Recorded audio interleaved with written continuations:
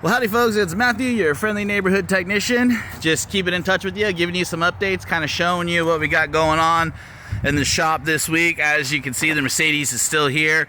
That's okay. It's mainly just every time we turn a corner on it, the beast likes to jump up and bite us. So we need to go through the door here.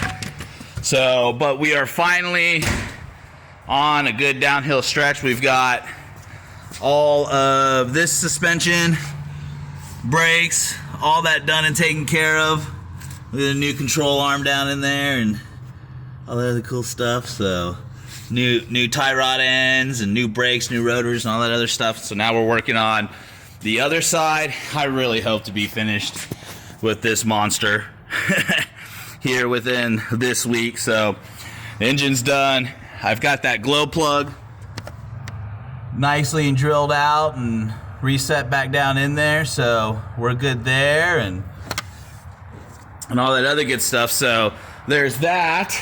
Then from there, we're finally starting to get more caught up on the Toyota and also on the Yee truck.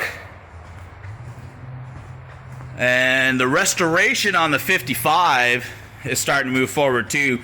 We're going to have this engine out today. As you can see, we've got the front end stripped down and all that other cool stuff. I do not think we are going to save this cab. I'm not real sure on that. We do have another cab that's a donor that we're going to go over and look and check all that other stuff out and go from there. Then we've got the Subaru WRX in. It's getting new axles and it's got new brakes and all that other stuff. We're also replacing the starter on it. And just a little tip and note, if you have one of these Subaru WRXs and you want to replace your starter, you don't do it from underneath the car. You need to remove the intercooler to get down in there. So there's just a little tip for you there.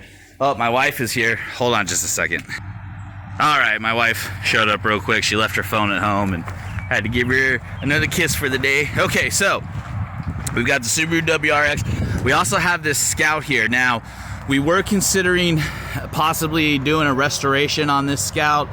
Unfortunately, I think this Scout might end up becoming a real nightmare.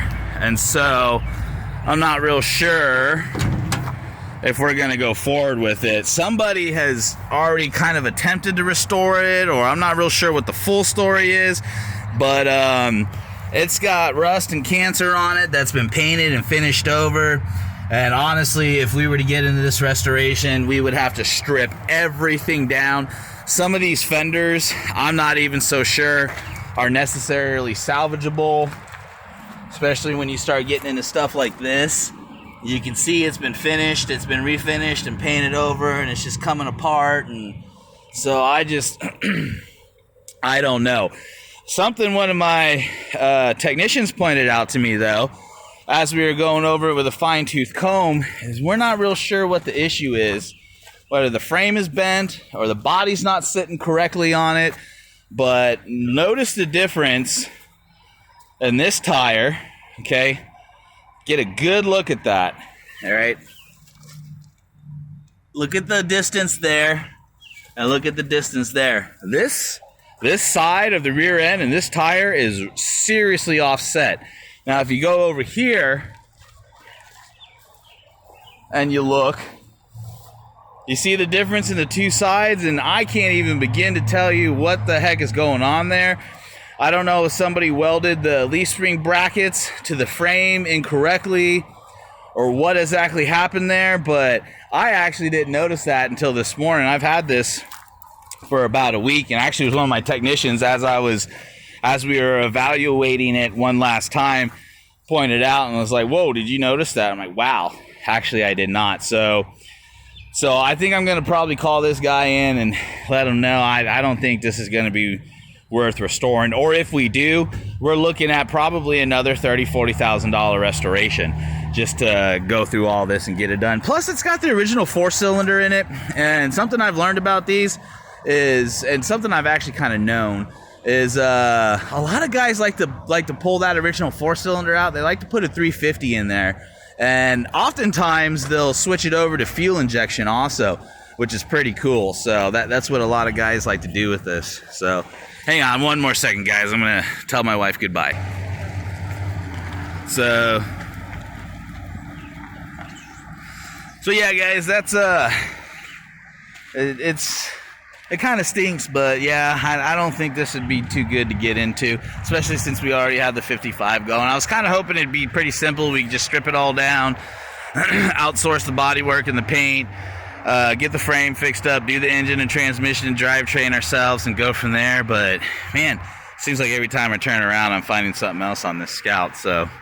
So that's the update on that. And then, of course, we still have this Yanmar tractor. This thing has been here since I opened up shop. And the reason why is because it's a gray market, obsolete tractor. Was never supposed to be sold in the States. I can't find any parts for it. We pulled the cylinder head off of it and sent it out to the machine shop. The machine shop tested it, told us that the cylinder head was cracked and that the only thing they could do was possibly recast it. The catch is they have to get the casting numbers and all that other stuff in order to do that, and there are none on this. So the machine shop is in touch with Yanmar, and they're trying to figure out how they can recast the cylinder head. And I'm starting to wonder if this is just going to end up being a bust, and we just need to toss this 1980s Yanmar 42FXD out the door and go and just buy another tractor, basically. So I'm not real sure what's totally going to happen on that one, but yeah, there you go, guys. Shop is going good. I got a couple of good contract workers in here helping me get things done and knock things out, so I'm pretty excited. So, well, all right, guys. Well, it's time for me to get back to work. I appreciate everybody on YouTube that supports me. Also, don't forget to check us out on Facebook and all that other good stuff. I hope everybody has a good day. This is Matthew, your friendly neighborhood technician, signing off.